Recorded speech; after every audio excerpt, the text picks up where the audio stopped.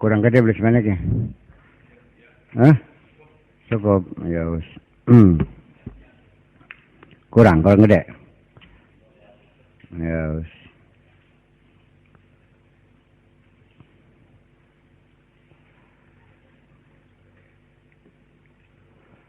Halaman 294. Mana?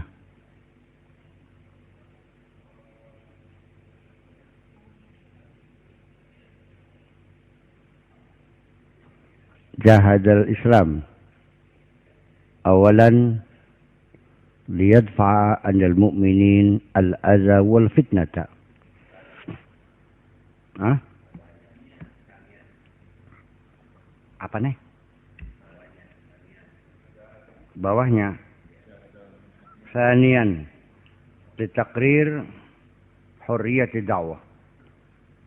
Jihad Islam yang kedua tujuannya untuk mengestablish, mengokohkan ya kebebasan berdakwah. Ba'da takrir hurriyatul aqidah, setelah memantapkan kebebasan berakidah, yang kedua kebebasan berdakwah. Faqad ja'al islamu bi akmali tasawurin lil wujudi wal hayat.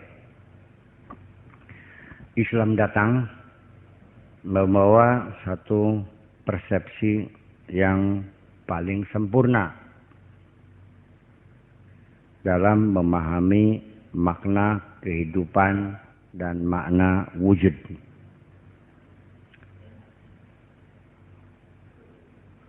Wa bi arqan nizamin, dan Islam juga membawa satu sistem yang paling tinggi, yang paling baik, litatwiril hayat, untuk membangun kehidupan, untuk mengembangkan kehidupan. Ja'a bihadzal khair, Islam datang dengan membawa kebaikan seperti ini, liyuhdiyahu ilal basyariyati kulliha, untuk memberi petunjuk, untuk memberikan hidayah kepada manusia keseluruhan. Waliyuballighahu ila asma'iha wa ila qulubiha, dan untuk menyampaikan pesan-pesan ini kepada telinga mereka dan kepada hati mereka. Kira-kira di manjing ning kuping sampai manjing ning hati disampaikan. Faman sya'a ba'dal bayani fal balagh falyu'min wa man sya'a falyakfur. Setelah penjelasan dan seruan sampai, bagi siapa saja yang mau percaya ya silahkan, yang tidak mau percaya ya silahkan. Yang penting ini berita sudah saya sampaikan. Ngandel sorok beli ya, wis sebatas itu wilayah kerja Nabi, sampai sebatas sekedar menyampaikan.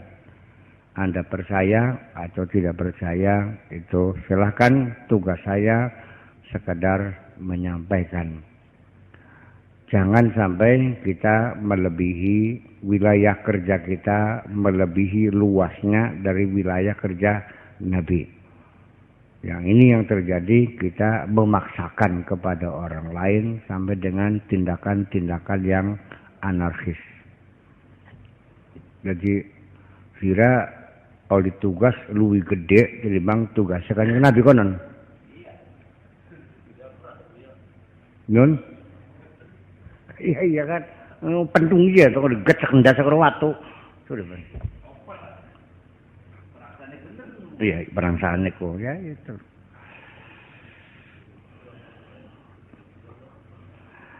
Wala ikraha fid din, dan tidak ada paksaan agama. walakin yanbaghi qabla zalika, tetapi perlu sebelum itu semuanya, antazulal aqabat, semua hambatan-hambatan, semua rintangan-rintangan harus bisa dulu disingkirkan. Itu saja. Min tariqi iblaghi hadzal khair linnasi kafatan, untuk hambatan-hambatan yang bisa membendung jalan untuk menyampaikan kebaikan ini kepada manusia secara keseluruhan. Kama jaa min indillahi linnasi kafatan, seperti apa adanya dari Allah untuk manusia seluruhnya. Wa antazula al-hawajiz allati tamna'u an-nasa an yasma'u, dan juga harus dapat disingkirkan semua barier-barier, ya, semua tembok-tembok yang bisa menghalang manusia untuk dapat mendengar. Wa yaqtani'u, dan dapat untuk meyakini, mempercayai. Wa an yandammu ila mauqibil huda idza aradu, dan juga bisa bergabung dengan kelompok hidayah, dengan kendaraan yang memuat hidayah itu. Idza aradu, ketika mereka ingin. Jadi jangan sampai ada kesulitan-kesulitan, ya, orang untuk mendapat informasi itu. Ya, jangan ada aturan-aturan pemerintah yang mengancam kebebasan pers dengan membrejel, membatasi, membekot dan sebagainya. Ya, biarkan saja, ya kan gitu, informasi itu sampai kepada masyarakat secara luas. Nyon, wis dame wis.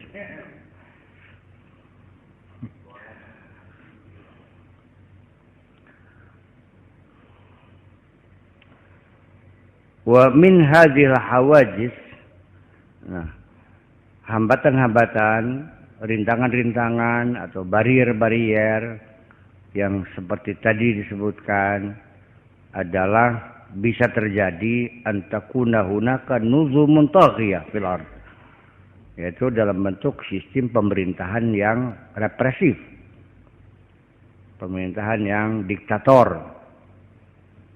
di bumi ini. Tasuddun nas anil istima' ilal huda wa taftunul muhtadina aidan, atau tuftinul muhtadina aidan, yaitu yang bisa membendung manusia, melarang orang tidak boleh mendengarkan hidayah tadi, mendengarkan penjelasan kebenaran tadi, dan juga bisa terjadi penindasan terhadap orang-orang yang mendapatkan hidayah.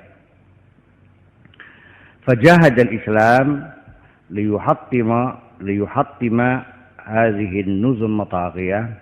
Data Islam juga berjuang untuk merobohkan sistem-sistem yang represif itu, yang diktator itu.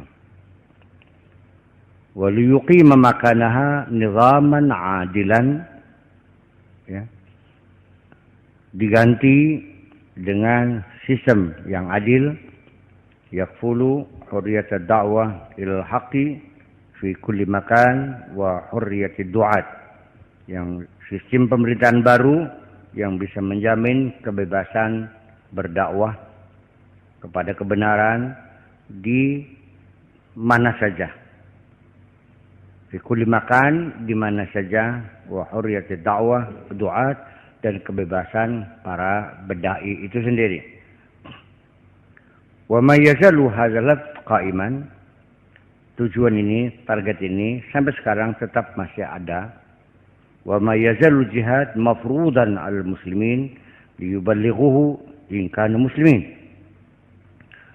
dan senantiasa masih tetap perjuangan adalah merupakan kewajiban ya, jihad sebagai kewajiban dalam bentuk perjuangan, jihad dalam artian anarkis, tapi jihad adalah berjuang untuk menyampaikan ingkanu muslimin, untuk menyampaikannya kalau memang mereka sebagai orang Islam. Itu kedua.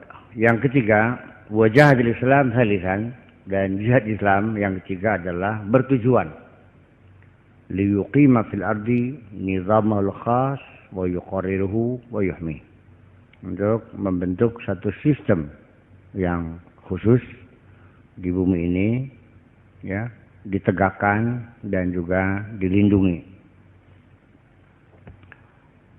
Wa huwa wahdahu an-nizam alladhi yuhaqqiqu hurriyatal insan tujaha akhil insan, yaitu hanya satu-satunya sistem yang bisa menjamin, ya, mengaplikasikan kebebasan manusia terhadap saudaranya sesama manusia, hainama yuqarriru anna hunaka ubudiyatan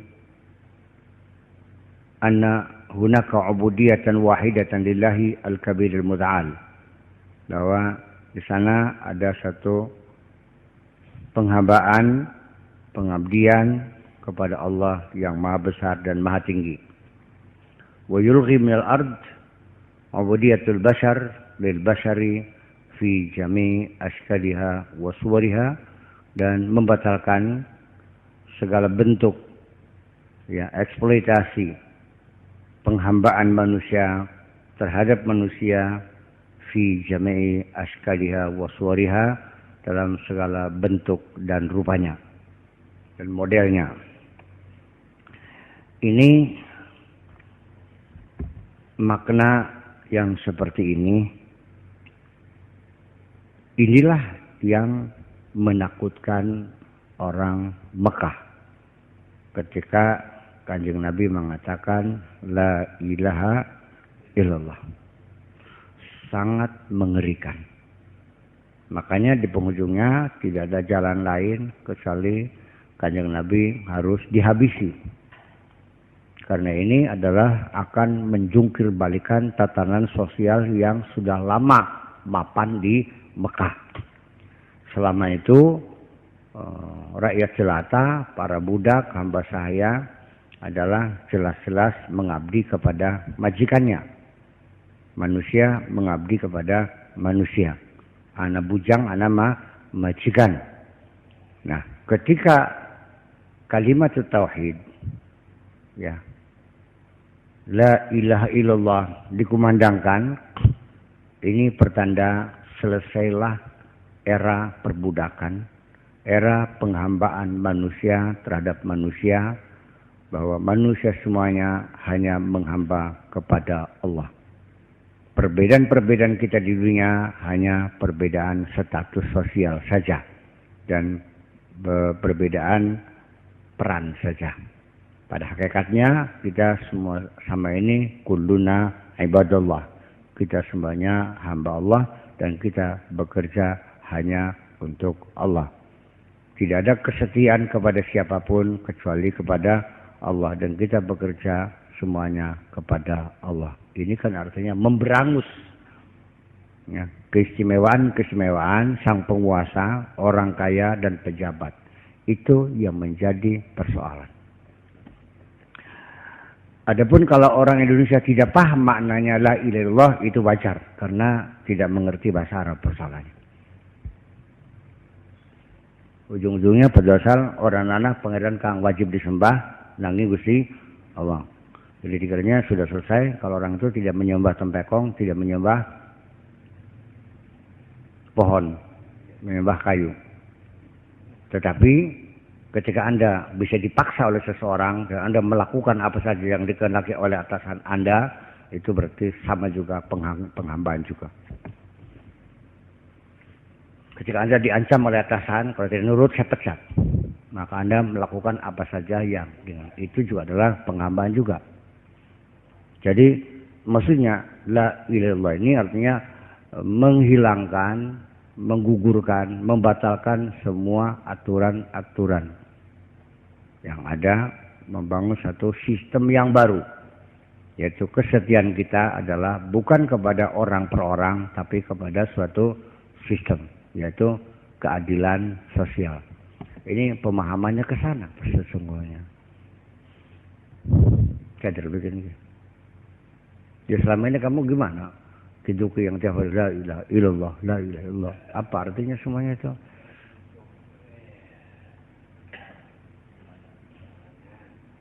Nun, ya lumayan semonoga. Tinimbang rasane wong mah masih mending la ilaha illallah ana ganjarane. Tapi maksudnya apa? Ya sekedar meniadakan berhala-berhala. La ilallah itu meniadakan kekuasaan manusia atas manusia. Itu yang paling penting. Kalau berhala mah seprimitif orang tetap dalam hatinya meyakini bahwa berhala tidak punya kekuasaan apapun. Paham begini? Yang punya kekuasaan adalah manusia, karena manusia bisa menindas, bisa menghukum, bisa membunuh, bisa membakar dan sebagainya. Jadi artinya bahwa sebetulnya ya kita juga sebenarnya jujur aja. Kesetiaan bangsa ini kepada pemerintah apa pada negara? Pada negara dong. Pemerintah silakan aja silih berganti, gak ada masalah. Negara harus kita pertahankan. Jangan begitu. Kita bukan menghargai orang per orang, menghargai sistem yang ada. Anda sebagai direktur, itu adalah sistem yang ada. Saya adalah buruh biasa. Maka Anda mengatur saya, itu bukan karena saya takut sama Anda, tapi saya harus menghormati sistem yang ada. Paham di sini sih?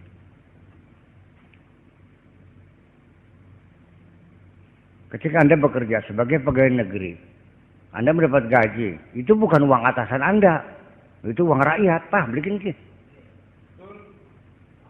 Ya seharusnya kan begitu pahamnya. Mesti dipaham-paham baik.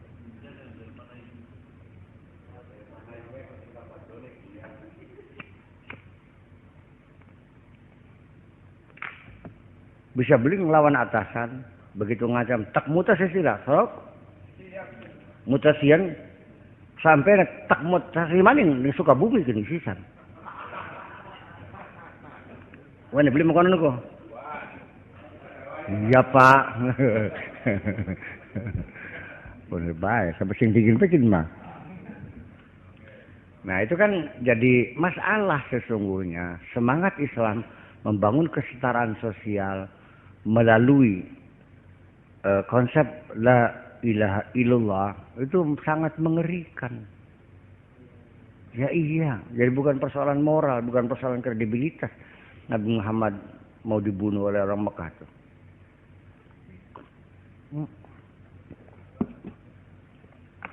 Nabi Muhammad nggak punya cacat ya, nggak ada cacatnya, mulus 100%. Bahwa beliau tidak pernah melakukan sesuatu yang tidak senonoh. Tidak pernah melakukan sesuatu yang tercela. Dan mereka mengakui kok. Kenapa dipateni? Kenapa niat mateni? Ya soalnya ya habis kita yang diberangus semua. Itu Abu Sufyan memahaminya seperti itu. Padahal Nabi sendiri juga sudah memberikan komitmen. Gak usah takut. Kita hanya membangun satu sistem yang lebih adil. Ketika Anda di sini sudah menjadi tokoh masyarakat, tetap akan saya posisikan sebagai tokoh masyarakat. Anda sebagai pembesar, tetap sebagai pembesar. Anda sebagai pemimpin, tetap sebagai pemimpin. Tidak akan saya berangus. Yang saya inginkan adalah sistem tatanan sosial yang lebih adil. Ya kan gitu. Itu saja kok. Tapi yang politik ya politik. Ya beli ngandel barang emang. Tetap curiga saja. Ya kan itu persoalan. Nah, tetapi setelah ketika Abu Sufyan itu dinyatakan rumahnya tempat yang aman untuk orang bersembunyi dan tidak akan disakiti, Ya, pertama kan Masjidil Haram. Yang kedua rumah Abu Sufyan. Siapapun yang bersembunyi di situ, orang Mekah, dijamin tidak akan diganggu, tidak akan disakiti. Artinya apa? Sok terjemahkan apa artinya? Artinya Kanjeng Nabi tetap menghormati ketokohan Abu Sufyan. Baru dia paham. Loh iya, berarti saya tuh ketakutan sendiri ini nih. Ternyata enggak kok, saya masih jadi orang besar. Wah ya bener begini mah. Ya wis mah jeung Islam bae. Ya wis kudu kan bikin di barangnya mah. Sudah. Iya. Jadi kita sendiri ini kisah ini bersambung ya. Kita sendiri kenapa ketika kita sudah mapan di daerah ini, sudah jadi kiai, sudah punya madrasah, punya pesantren, kenapa kita kebakaran jenggot ketika ada anak muda datang sebagai tokoh baru? Kenapa kebakaran jenggot? Nah,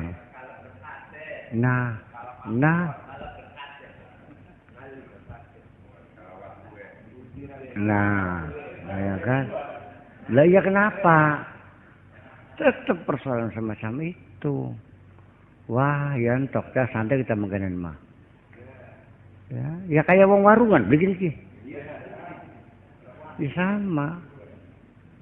Maka saya katakan berulang-ulang, yang memusuhi saya, yang menghalang-halangi saya untuk bikin pesantren bukan orang Kristen, bukan orang Yahudi, bukan orang Hindu, orang Islamnya sendiri. Ngerti beli? Ya kenapa? Ya ketakutan. Saya itu usah berkomitmen, saya tidak akan mengurangi martabat Anda. Saya tidak akan ngerecok sumber-sumber dana Anda. Artinya kita ki masa melu-melu bagi waring gini. Masa buka seser kita mah beli itu adalah proyek Anda, kan begitu. Dan saya buktikan saya tidak pernah bagi waring kok. Iya kan? Pernah beli buka seser ke? Barangkali mengganggu sumber dana mereka. Pernah ngurung beli kita nyeluk zakat kok. Padahal mah barangkali Anda tergusur jadi imamnya. Saya tidak pernah minta jadi imam kok. Dan saya tidak mau. Yang beli ngantel sih. Sampai tekan pada modar. Itu persoalannya. Nah ini artinya bahwa kecemburuan kita, kecemburuan sosial, ketakutan kita, ya, itu adalah terjadi sampai kita sendiri kadang-kadang tidak mau mengakui kelebihan orang lain. Ya, kader modal. Tekang disiplin terek. Itu kan konsep begitu. Kader bocah bagian selalu ketika ada tampil sesuatu yang lebih baik dari yang ada, itu selalu tidak berkenan untuk diterima, selalu dicurigai, selalu direndahkan. Dan ini juga terjadi ketika iblis itu disuruh sujud kepada Adam, juga keberatan. Sama seperti kamu juga. Iblis yang kayak sirat, atau sirat kayak iblis ini.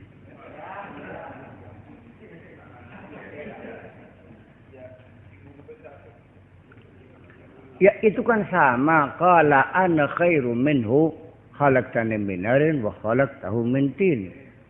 Kita juga sama ketika ada anak muda tampil yang lebih hebat. Kita juga ya kader modok pedang tahun sih masih lewat kita. Ya sama persoalannya. Itu peristiwa terjadi berulang-ulang. Nah selama ini Anda memahami dialog antara Adam, iblis, malaikat dan Tuhan itu apa tidak terjadi pada dirimu juga? Saya tadi Adam, tadi iblis ini benar-benar dalam tonil ini, dalam sandiwara ini. Nah, peran Anda sebagai apa? Sebagai malaikat atau sebagai iblis? Iblis kabeh di barang emas sudah. Tidak mau mengakui kelebihan orang lain kan?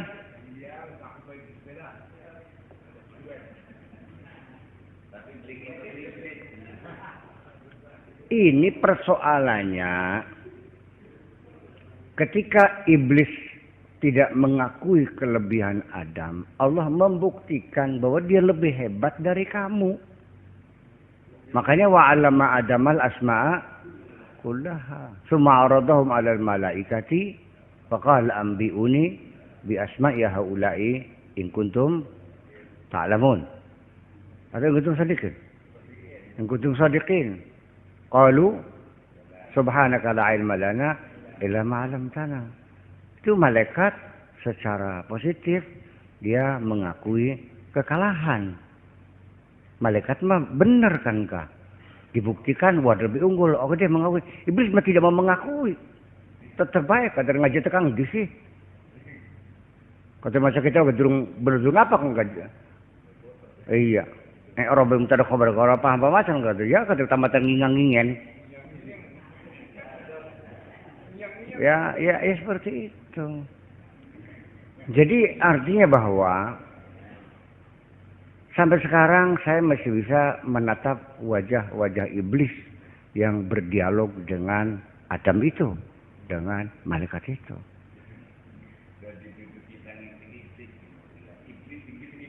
Ya pulangnya sirah sing kayak iblis apa iblis kayak sirah gitu.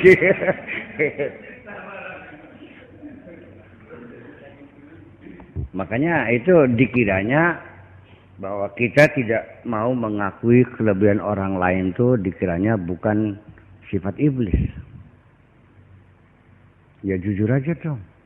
Oh ya, saya sangat indah sekali ketika ada orang mengakui kelebihan orang lain, menghargai jasa orang lain. Iya, ya anak ini pintar, masih muda. Saya melihat bahwa dia manusia betul. Mengakui kelebihan orang lain. Iya. Saya masih menjumpai orang-orang yang jujur kayak malaikat begitu tuh. Oh, masih muda, umur baru berapa itu? Sudah. Non? Ya itu salahnya. Ya itulah ujung-ujungnya. Jadi kita filosofis dialog itu ya harus semuanya harus kita lihat dari berbagai sisi dong.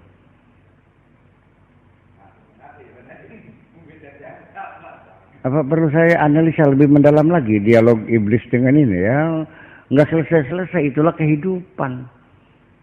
Maka sinetron itu ya berulang-ulang terjadi. Hanya beda bintang filmnya saja. Iya, ya nikah-nikah. Terus bae, endi Adam, endi iblis, endi malaikat ini barangnya mah. Sudah. Itu makanya. Nah ini perlu ada jaminan. Karena kalau tidak terjadi penindasan. Iya. Jadi setiap ada tunas baru muncul tuh dipungkas, dibabat gitu. Jangan biarkan ada dua matahari di negeri ini. Waduh, bukan main. Jadi aneh kudu sih apa sih ngurub gitu. Kayoman. Ya, orang emang.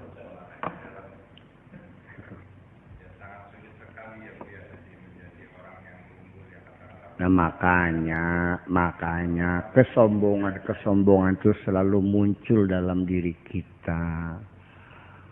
Iya, jadi kedurhakaan iblis itu ya berulang-ulang kita lakukan juga. Iya, malah non. Oh iya mending iblis mandlog-doge ning Adam dan Gusti Allah beli.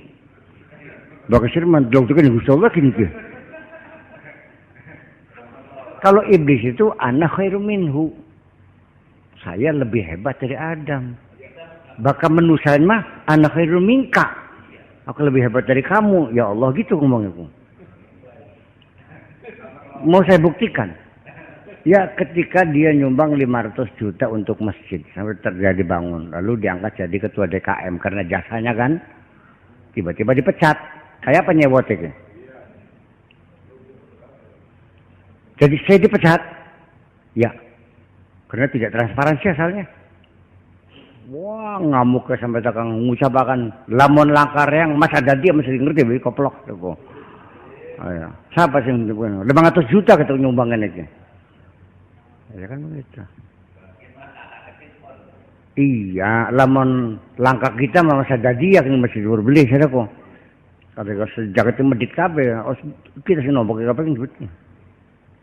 Saya itu kan persoalannya. Lah ya ketika kita katakan bahwa Allah ada, ya biar ada juga nggak ada urusan. Kalau saya emang nggak ada, tetap aja nggak bakal jadi. Apa boleh Gusti Allah nguntapekin sih? Jadi jahatnya disirak oleh iblis nih.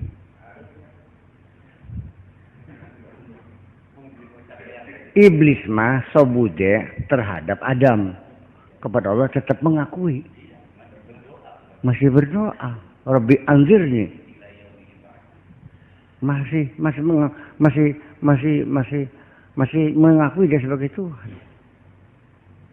Hanya persoalannya tidak mau mengakui Adam. Maka manusia tidak mengakui Tuhan kok.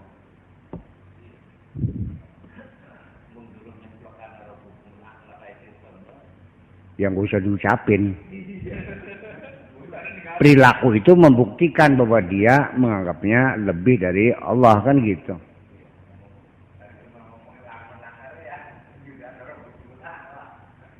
Ya sekarang bagaimana orang mengatakan seorang pimpinan kepada bawahannya bahwa masa depanmu ada di tanganku. Apa itu bukan Tuhan juga?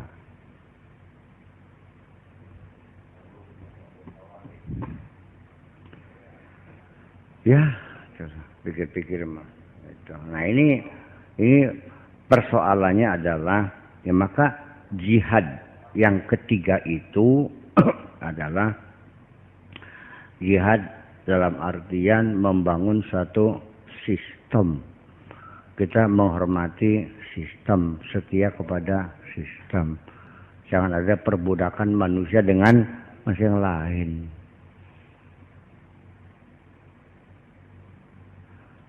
Falaisa hunaka fardun wala tabaqah. Tidak ada individu atau juga kelas masyarakat atau partai atau golongan atau penguasa walau ummah atau juga bangsa manapun tusri'ul ahkam yang membuat undang-undang linnas untuk manusia. Yang membuat undang-undang adalah Allah bukan manusia. Peragat lagi nih.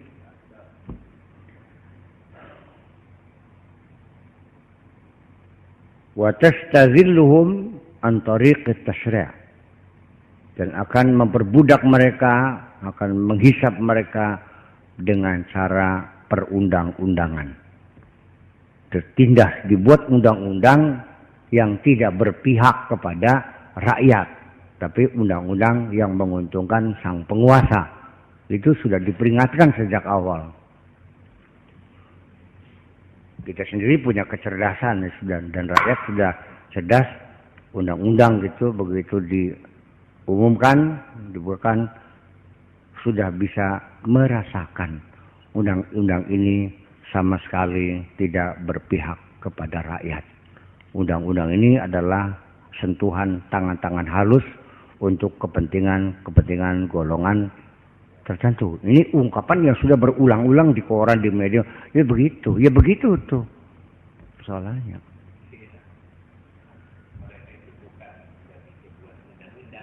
Lah ya iya.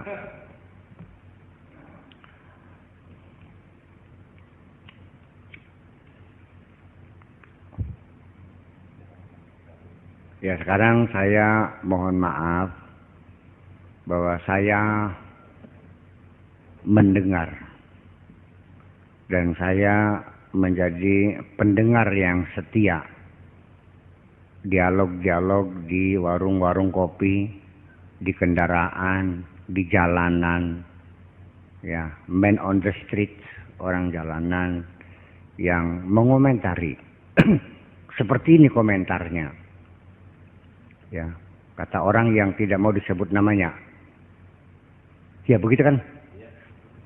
Bahwa kita dikejar-kejar harus lunas pajak. Tetapi kita tidak boleh bertanya bagaimana cara menggunakan uang pajak itu.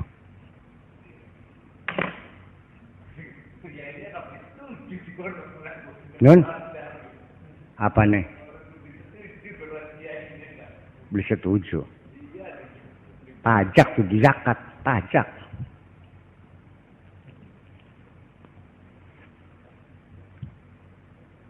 Dengan ditolaknya hak angket ini, artinya rakyat tidak boleh tahu bagaimana pengelolaan pajak, kan begitu?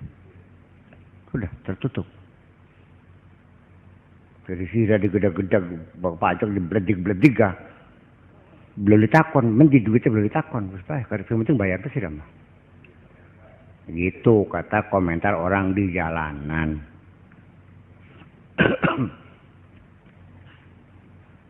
Ya, komentar orang yang like and dislike, suka dan tidak suka, ya seperti itu berkembang di masyarakat. Malah kalau komentar koran, saya ini kan mengomentari koran dan orang. Kalau saya emang nggak ada komentar. Ya, kata koran akibat hak angket ini ditolak selisih 2 suara ya. Ini yang diuntungkan adalah Golkar dan PKS. Harum namanya sekarang. Cari koran gini mah. Kalau kita mah tidak berkomentar kan gitu. Paham beli masyarakat? Iya.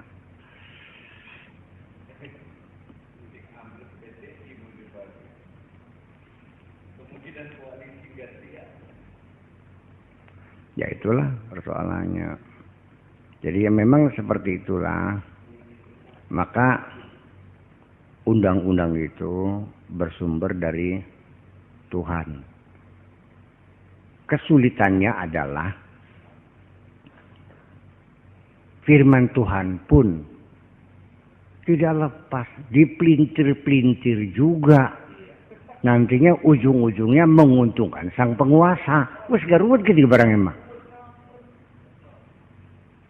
Iya, idenya yang membuat undang-undang adalah Tuhan, bukan individu, bukan kelompok, bukan golongan, ya kan?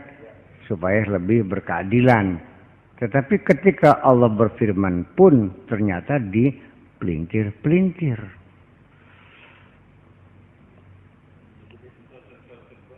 Ya, apakah karena misinterpretation atau memang kesengajaan melakukan distorsi atau juga untuk meraup keuntungan tertentu.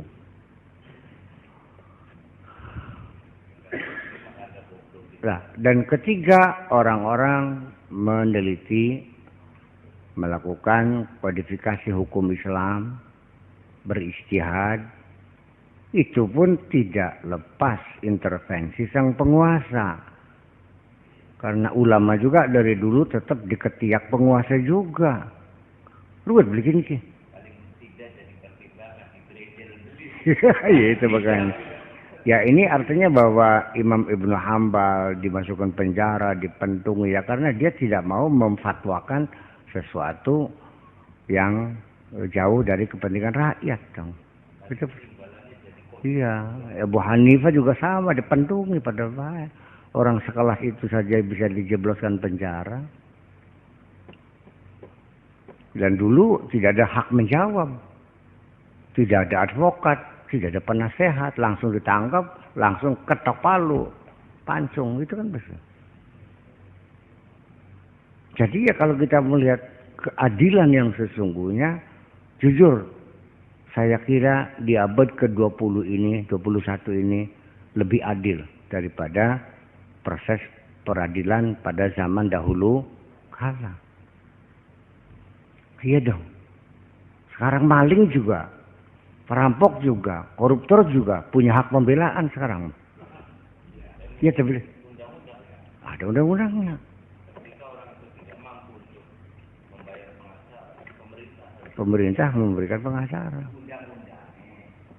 Ya iya. Kecuali tilang langsung petok, tilang masih aja sama. Apa saking akeh beli mungkin. Bila kata paling 5.000. Itu persoalannya. Dan itu salah satu bentuk perjuangan Islam itu, jihad Islam itu seperti itu. Bukan jihad dalam artian perang fisik, jogar-jogar, bukan begitu, ya kan? Artinya perjuangan.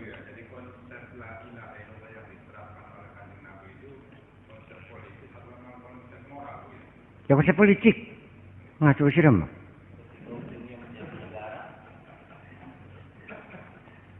Ya karena ujungnya ada kholal jannah iki sih kadernya.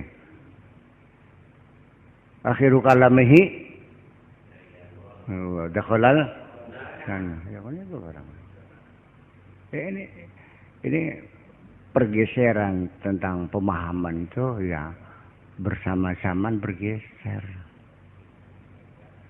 Ya ruwet bikin. Jadi sira ngomong tasawuf riben iki. Yang tasawuf je modern, punya anak sing klasik aja dengan tasawuf. Anak tasawuf klasik, anak tasawuf modern kan.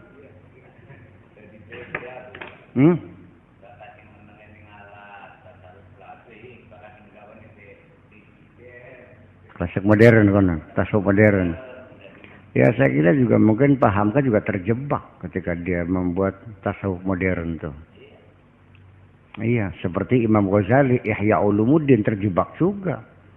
Dia melakukan dikotomi terhadap ilmu agama dan ilmu umum. Jujur aja kita mah, ya beli nguntak, kita beli tetap hormat kok.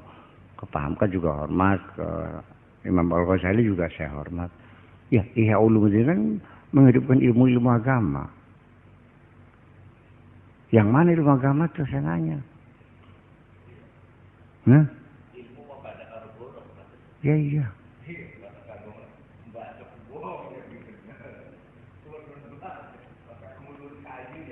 Jadi makanya kita mah sekali lagi pemikiran Islam itu perlu dibangun kembali, ya ditata kembali. Saya kira kalau pengen persis seperti ide dalam pikiran Kanjeng Nabi mungkin ya 100% mah nggak bisa ya. Saya juga tidak menjamin. Minimal ya Pak Duasal marak-marak kan. Pak Duasal kelayabe pada Kanjeng Nabi ning ulun kita ning ulun merdeka. Bahkan kan tegar kita ning sempoyongan gak boleh apa sih boleh. Iya boleh di siapun kok. Ya wis. Ya angel. Ya karena bukan kelas kita tidak akan bisa berpikir netral seperti Kanjeng Nabi itu.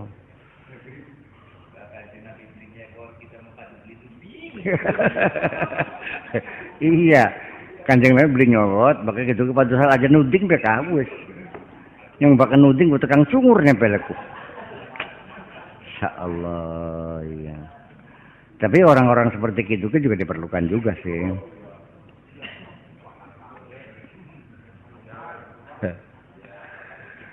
Begitu. Dan iya diperlukan. Ya, apanya? Ya tokoh antagonis juga perlu ada. Ya kalau nggak ada ceritanya dong. Itu innama hunalika rabbun wahidun linnas jami'a. Yang ada hanya satu Tuhan untuk seluruh manusia. Allazi huwa allazi yushra'u lahum 'ala sawa. Dialah yang membuat konstitusi, yang membuat syariat kepada mereka sama, diberlakukan sama untuk mereka. Nggak ada hak istimewa, hak ini nggak ada. Misalnya nggak ada jabatan ini, nggak ada keistimewaan, semuanya sama. Ini kan yang menjadi keberatan penguasa kan begitu. Pengennya kan dibedakan. Itu. Ya adapun tentang masalah sifatnya protokoler, ya boleh saja karena dia seorang presiden, maka menunggu di airportnya itu tidak di barak umum, tetapi masuk di ruangan khusus yang disebut dengan ruangan VIP. Pintunya beda. Itu saja persoalannya. Itu karena protokol, karena dia punya tugas yang lebih besar.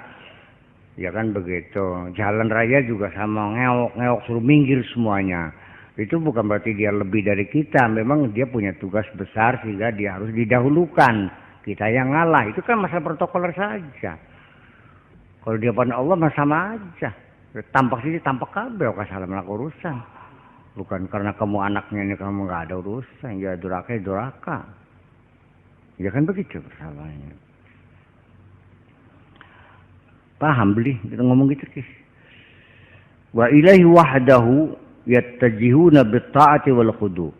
Dan hanya kepada Allah saja kesetiaan kita, ketaatan kita dan kepasrahan kita hanya kepada Allah saja, tidak kepada siapapun manusianya. Itu jadi ya, saya kadang-kadang juga nggak ngerti orang yang mengatakan bahwa Islam dan politik jangan dicampur aduk. Misalkan yang dari awal juga persoalan politik sih. Iya. Orang-orang yang memusuhi Nabi itu adalah sikap-sikap politik. Iya enggak? Seperti Birman ini. Berarti ya. Non? Ya iya. Itu persoalannya. Kama yatajuna ilaihi wahdahu bil imani wal ibadati sawa.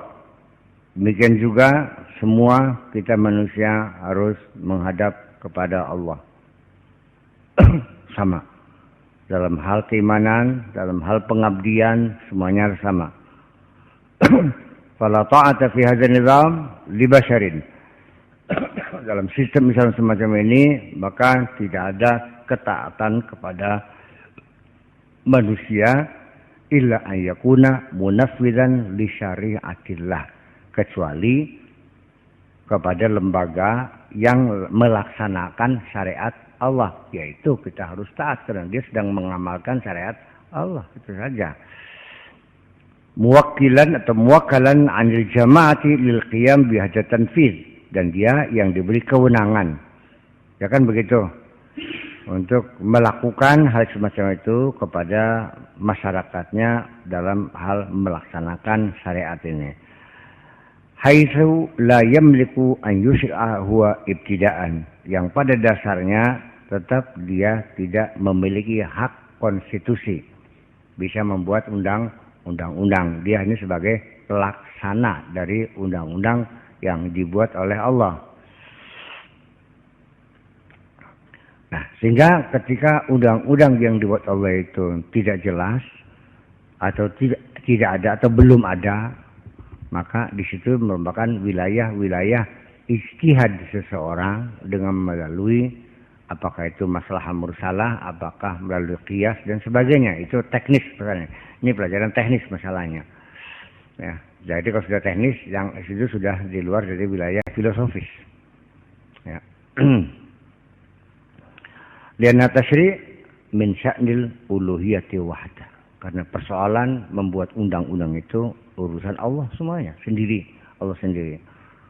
Wa huwa mazhur uluhiyah fi hayatil bashar, itulah satu bentuk fenomena ketuhanan dalam kehidupan manusia. Fala yajuzu an yuzawilahu insanun fayadda'i li nafsihi maqamal uluhiyati wa huwa wahidun minal abid. Dan juga tidak boleh seseorang yang mengklaim dirinya sebagai mempunyai jabatan sebagai Tuhan, kedudukannya seperti Tuhan, karena dia manusia, walau bagaimanapun dia adalah salah seorang di antara hamba Allah juga. Yang punya kedudukan sebagai Tuhan hanya Allah saja. Kita semuanya sama sebagai hamba. Atau selalu dikatakan kulluna ibadallah, kita semuanya hamba Allah, hamba Allah. Kita hanya menghamba kepada Allah, tidak menghamba kepada manusia. Hadhihi qa'idatun, hadhihi hiya qa'idatun nizam rabbani alladzi jaa bil Islam. Ini adalah kaidah fundamen sistem ketuhanan yang dibawa oleh Islam, alladzi jaa bil Islam. Wa la hadzal kaidah, atas dasar fondasi ini yaqumu nizamun akhlaqi. Ya, tegaklah didirikan satu sistem moral nazifun yang bersih, takfulu fihi, ya, atau tukfalu fihi al-hurriyatu likul insan. Di situ diberikan jaminan kemerdekaan untuk seluruh manusia. Hatta liman la ya'taniqu aqidatul Islam, sampai juga diberlakukan untuk orang yang tidak memeluk agama Islam, tidak berakidah Islam juga diberlakukan. Wa tusawnu fihi hurumatu kulli ahadin, dan di dalam sistem yang bersifat moral tadi dilindungi semua kehormatan, setiap orang dihormati. Hatta alladzina la ya'taniquna al-Islam, sampai orang yang tidak beragama Islam pun dijamin akan dilindungi kehormatannya. Itu persoalannya. Teorinya seperti itu. Teorinya, prakteknya masih jauh. Kita ini masih dalam pikiran kita kan masih eksklusif. Makanya Allah tahu selagi kita masih eksklusif, ya saya duga kamu ini tidak akan diberikan kehebatan oleh Allah kok. Tidak akan diangkat sebagai penguasa dunia, enggak bakal mungkin. Ya kalau kamu menjadi memimpin dunia, remak apa gimana? Diremak perasaan. Ya iya. Ancur-ancuran. Jurung kuasa bisa mentungi wong sudah kok. Pemenuh berkuasa.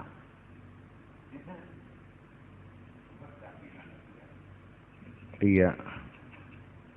Wa tuhfazu fihi huququ kulli muwatin fil watan al-islami, dan juga dijaga, dihormati semua hak warga negara di negeri Islam, yang kanat aqidatu, apapun akidahnya, tetap hak-hak sebagai warga negara juga akan dipelihara, akan dihormati. Wala yukrahu fi ahadud ala atinaqi aqidatul Islam, dan di dalam sistem Islam sendiri tidak akan dipaksa siapapun untuk memeluk agama Islam. Wala ikraha fi ad-din, innama huwal balagh. Tidak ada paksaan dalam agama. Yang ada hanya kebebasan menyampaikan, itu saja kok. Molak-malik lah seolah-olah. Nah ini kadang-kadang mengeksploitir amar ma'ruf nahi mungkar sebagai alat legitimasi seseorang untuk melakukan kekerasan. Ini saya kecewa juga sebetulnya. Iya. Amar ma'ruf nahi mungkar itu harus kita lihat. Jangan sebagai alat untuk kontrol sosial. Ya kan begitu.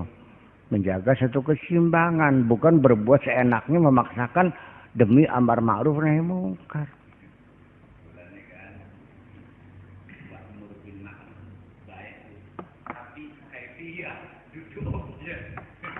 Ya justru karena itu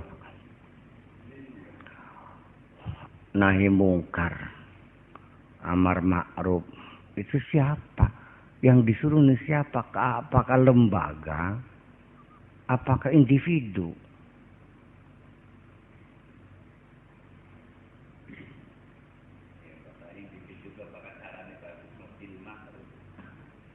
Ya saya kira seorang sendiri, individu, ya tidak mungkin dong berkewajiban amar ma'ruf. Artinya menjamin keselamatan seluruh warga negara. Kira-kira semua masyarakat cukup sandang, cukup pangan.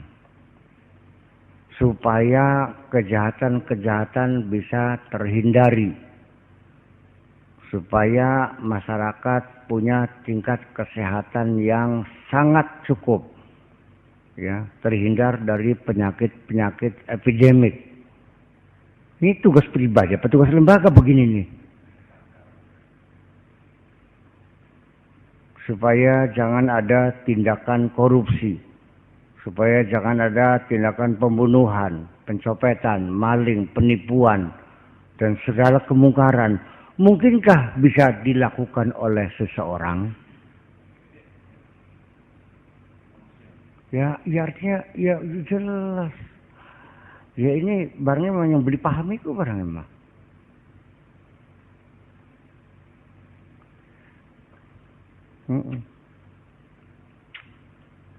Ya gawat kalau semua orang punya kewenangan untuk memaksakan orang lain mah. Ya remek mungkin mah. Iya kan? Tetap kewenangan individu hanya sekedar menyampaikan. Anda menegur pemerintah boleh dengan lisan Anda, kan begitu. Makanya film yastati fabilisane melalui media pers. Silakan bikin proposal, silakan bikin analisa, kan begitu. Masih beli di toko baik tetap tidak direspon oleh sang penguasa. Tapi kalbi yang penting pada dosa aja ngepro PK. Ya ini perlu dikaji ulang tentang hal itu. Saya kira perlu dikaji ulang ya.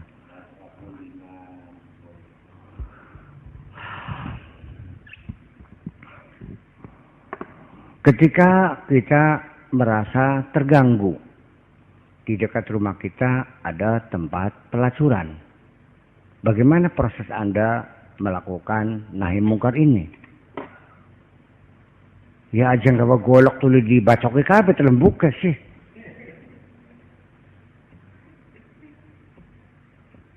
Iya kan begitu. Karena kita tidak punya hak melarang. Kita bukan otoritas. Ya secara lisan boleh Anda menulis, Anda melaporkan dan sebagainya. Kalau nggak direspon, ya tidak aja melalui majing mono. Sebenarnya nih, lebih kalbi pada masa. Iya kan begitu artinya. Ya baru malam medang masih ceritanya saya gini. Alhamdulillah. Ya minimal kita menjaga jarak lah dengan mereka, kan begitu. Lebih kalbi. Itu begitu masalahnya.